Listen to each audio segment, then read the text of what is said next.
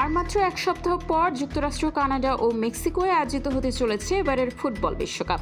বিশ্বকাপের মঞ্চে বাবার পর ছেলের খেলার ঐতিহ্য বেশ পুরনো। 2026 আসরেও এমন অনেক ফুটবলার অংশ নিচ্ছেন যাদের বাবা অতীতে বিশ্বকাপে খেলেছেন, দেশকে এনে দিয়েছেন বিশ্বসেরার খেতাব। আর্জেন্টিনার স্কোয়াডে বাবার পথ অনুসরণ করছেন জুলিয়ানো সিমিওনে ও নিকো পাজ।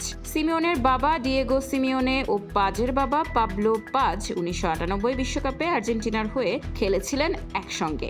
এবার একই সাথে খেলে ইতিহাস গড়তে চলেছেন ছেলেরা। এবারের আসরে আর্জেন্টিনার স্কোয়াডে সাবেক দুই সতীর্থের সন্তানের একসঙ্গে সুযোগ পাওয়াটা এক অনন্য নজির। এছাড়া ফ্রান্স কিংবদন্তি জিনেদিন জিদানের ছেলে লুকা জিদান আলজেরিয়ার হয়ে প্রথমবার বিশ্বকাপে খেলতে চলেছেন। তিনি দলের সুযোগ পেয়েছেন গোলকিপার হিসেবে।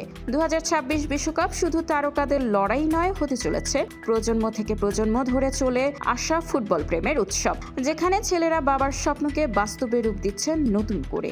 স্পোর্টস ডেস্ক, খোলা কাগজ, ঢাকা।